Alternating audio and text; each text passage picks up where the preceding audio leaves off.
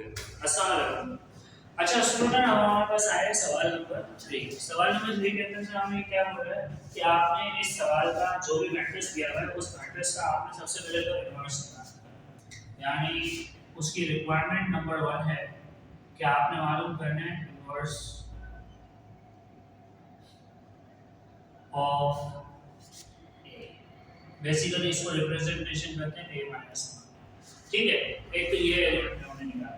दूसरा आपको एक प्रॉपर्टी को सॉल्व करनी है। उस प्रॉपर्टी का नाम है जब किसी भी a multiply by a inverse is equal to identity. जब किसी भी आप ओरिजिनल मैट्रिक्स को उसके इनवर्स से मल्टीप्लाई करते हो तो आइडेंटिटी के बराबर होता है। अच्छा, ये बात अपने माइंडसेट में रखिएगा कि आप अभी जो इनवर्स निकाल रहे हैं वो 2/2 का है। सही में ये बात क्यों कर रहा हूं? सुबह 2/2 का मेथड अलग है और 3/3 का मेथड अलग है। सर 2/2 के अंदर आपने डिटरमिनेंट निकालना होता है, डिटरमिनेंट के बाद एडजॉइंट निकालते हैं और सर एडजॉइंट निकालने के बाद आपका बेसिकली a इनवर्स आ जाता है। अब इसी तरीके से 3/3 की बात करते हैं तो 3/3 डिफरेंट है। सर 3/3 में क्या होगा?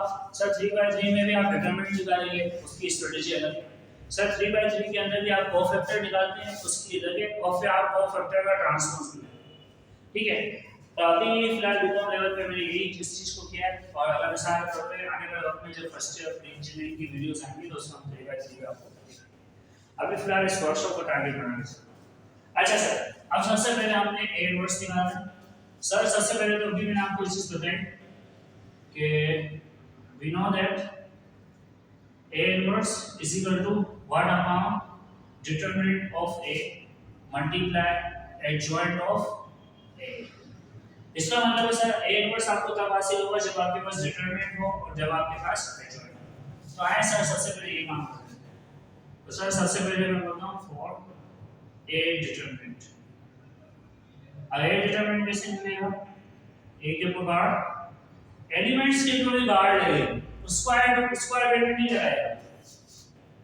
3 7 2 5 ये देख लीजिए, स्क्वायर ब्रैकेट नहीं लगाया, मैंने क्या लगाई? बार। अच्छा एक बात याद रखिएगा, 3 मल्टीप्लाई होगा 5 से, 2 मल्टीप्लाई होगा 7 से। डिग्री पे जो माइनस लगा है ये फॉर्मूले का यानी डिटरमिनेंट करने का ये तरीका है। डिटरमिनेंट तरीका करने का क्या होता है सर? ये करस्पॉन्डिंग एलिमेंट और ये करस्पॉन्डिंग एलिमेंट आपस में मल्टीप्लाई होते हैं, बीच में माइनस। अब क्या होगा सर? 50 माइनस 40। तो सर मेरे पास a डिटरमिनेंट का आंसर क्या है? सर a डिटरमिनेंट का आंसर आ गया मेरे पास 1।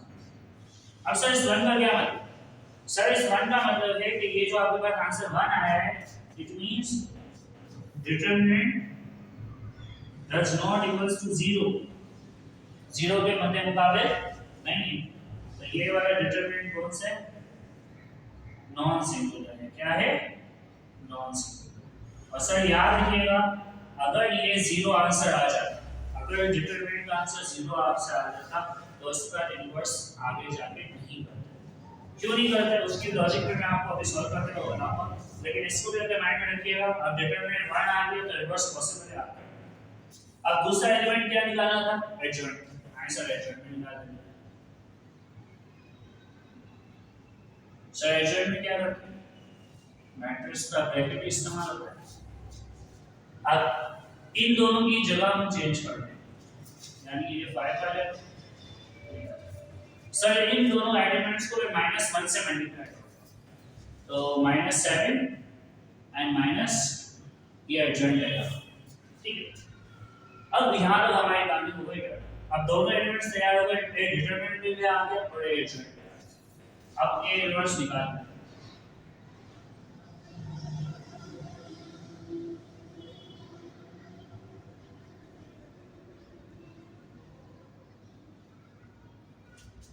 सर डिटरमिनेंट का आंसर तो 1 था। 5 -2 -7 ये हमारा a इनवर्स का आंसर आ गया। a इनवर्स किसके बराबर है? 5 -2 -7 3। ये a इनवर्स आ गया। पहला काम हमने कर दिया। एग्जामिनर ने हमसे और क्या पूछा? बोला एक काम आपने ये किया है, अब दूसरा काम आपका ये है, आप ये प्रूफ करके दें कि जब भी किसी मैट्रिक्स ओरिजिनल मैट्रिक्स को उसके इनवर्स से आप क्या करेंगे? मल्टीप्लाई करवाएंगे तो वो आइडेंटिटी मैट्रिक्स के क्या होगा, बराबर होगा। ठीक है, तो अब बेसिकली अगर हमने ये काम करना, अब देखिए ए इनवर्स सवाल ने आपको दिया था, ओ सॉरी ए मैट्रिक्स सवाल ने आपको दिया था और ए इनवर्स हमने फाइंड आउट किया। अब इन दोनों को हम क्या कराएंगे, प्रॉपर्टी को प्रूव करने के लिए मल्टीप्लाई करेंगे। और तो सर सबसे पहले ए लिखते हैं।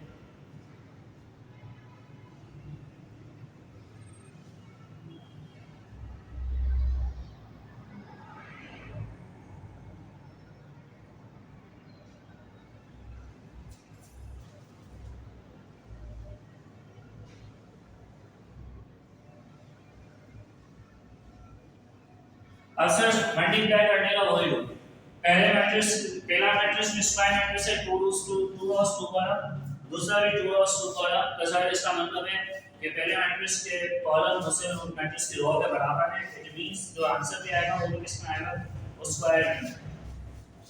अब सर इधर हम इसका मल्टीप्लिकेशन करते हैं।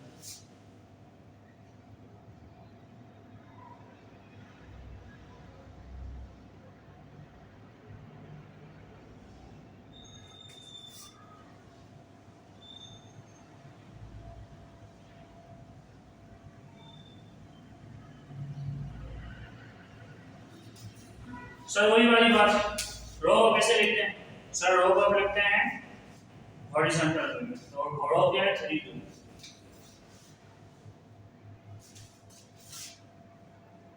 ओके, दूसरी रो क्या है 7 5। ठीक है, सेम।